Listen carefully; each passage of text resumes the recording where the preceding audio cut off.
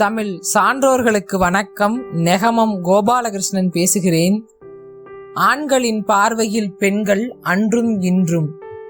சில ஆண்களின் பார்வையில் பெண்கள் அன்றும் இன்றும் அடிமைகளாகவும் அகதிகளாகவும் காம இச்சை பொருளாகவும் தான் தெரிகிறார்கள்.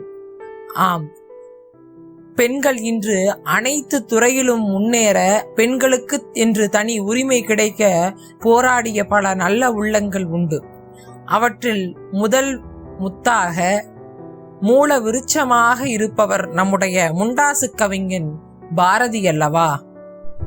முடக்கப்பட்ட பெண்கள் வீட்டை விட்டு வெளியே வர வேண்டும், மறுக்கப்பட்ட பேச்சுரிமையும் எழுத்துரிமையும் பெண்களுக்கு கிடைக்க வேண்டும், ஆண்களைப் போலவே பெண்களும் அனைத்து துறையிலும் சாதிக்க வேண்டும் என நினைத்தவன் நம்முடைய முண்டாசு கவிஞன் பாரதி. ஆம், அவன் பெண்களும் ஆண்களும் சரிநிகர் சமானம் படைத்தவர்கள் என்பதை ஊர்ஜிதம் செய்யும் வகையிலே எழுதிய கவிதை இதோ உங்கள் முன்னே. மாதர் தம்மை இழிவு செய்யும் மடமையை கொளுத்துவோம், வைய வாழ்வுதனில் எந்த வகையிலும் நமக்குள் தாதர் என்ற நிலை மாறி ஆண்களோடு பெண்கள் சரிநிகர் சமானமாக வாழ்வாம் இந்த நாட்டிலே என்று தன்னுடைய அற்புத வரிகளிலே ஆண்களும் பெண்களும் சமம் என்பதை ஊர்ஜிதம் செய்கிறான் நம்முடைய முண்டாசு கவிஞன் பாரதி. இருப்பினும் இன்றைய நாளளவில் ஆண்களும் பெண்களும் சமம் என்று சில ஆண்கள் இன்று வரை நினைக்கவில்லை என்பதுதான் ஒரு நிதர்சனமான உண்மையாக இந்த நாட்டிலே நிகழ்ந்து கொண்டிருக்கிறது. இது ஒரு புறம் இருக்க, கணவன் மங்களனான் அணியப்பட்டு கணவனுடன் சில நாட்கள் வாழ்ந்து பின் கணவன் மறைந்தால் அந்த பெண் கைம்பெண்ணாகி விடுகிறாள்.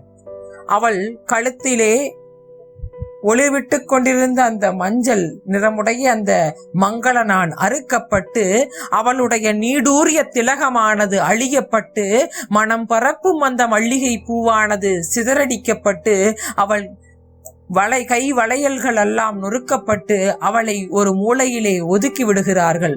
அந்த ஒதுக்கிய நாள் முதலே அவள் வாழ்வு முடியும் வரை அவள் ஒதுக்கப்பட்ட பெண்ணாக திகழ்கிறாள்.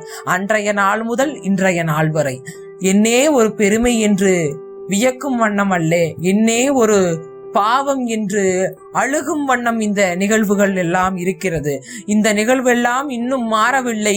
பெண்கள் பாரினிலே நடைபோட வேண்டும் என நினைத்த பாரதியின் கனவு இன்றும் நினைவேறவில்லை என்பதுதான் ஒரு நிதர்சனமான உண்மை. பல துறைகளிலே வளர்ந்தேறி வருகின்ற பெண்களுக்கு இன்றைய காலகட்டத்திலே வந்த சில சர்ச்சையான செயல்கள்தான் அவர்களுடைய வாழ்வையே திசை திருப்பி போட்டிருக்கிறது. 1000 காலத்து பயிர் போன்ற பெண்களை ஒரு நொடியிலே கசக்கி காகிதமாக எரிகிறார்கள் சில மூடர்கள். ஆம், பெண்களுக்கு எதிராக இன்ற நாட்டிலே பல சமூக பிரச்சனைகளும் பாலியல் வன்கொடுமைகளும் நிகழ்ந்தேறிய வண்ணமே இருக்கிறது. இதுவும் இன்றைய காலகட்டங்களிலே வெகு விமர்சையாக நடந்து கொண்டிருக்கிறது. இந்த நிகழ்வெல்லாம் தடைபட வேண்டும், பெண்கள் சிறந்த முறையிலே உயிர்த்தெழ வேண்டும், பெண்களுக்கென்று தனி ஒரு பட்டாளமே திரள வேண்டும் என நான் நினைப்பேன். ஏனென்றால் என்னுடைய முண்டாசு கவிஞன் பாரதி பெண்கள் பாரினிலே நடைபோட வேண்டும் என நினைத்தான். அவன் வழியிலே தமிழ் கற்கக்கூடிய நாமும் அவன் சொன்ன நிகழ்வுகளை நாம் பின்பற்ற வேண்டும். பெண்களை அனைவரும் மதித்தல் வேண்டும். ஆம், பொதுவாக இன்றைய காலகட்டங்களிலே கணவன்மார்கள் இந்த செய்தியை சொல்வதுண்டு. ஏதாவது ஒரு நிகழ்வு நடந்துவிட்டால் பெண் புத்தி பின் புத்தி என்று கூறுவார்கள். ஆனால் அதனுடைய சரியான விளக்கம் என்பது பெண் என்பவள் பின் வருவதை முன்பே ஆராய்ந்து கூறும் திறன் பெற்றவள்.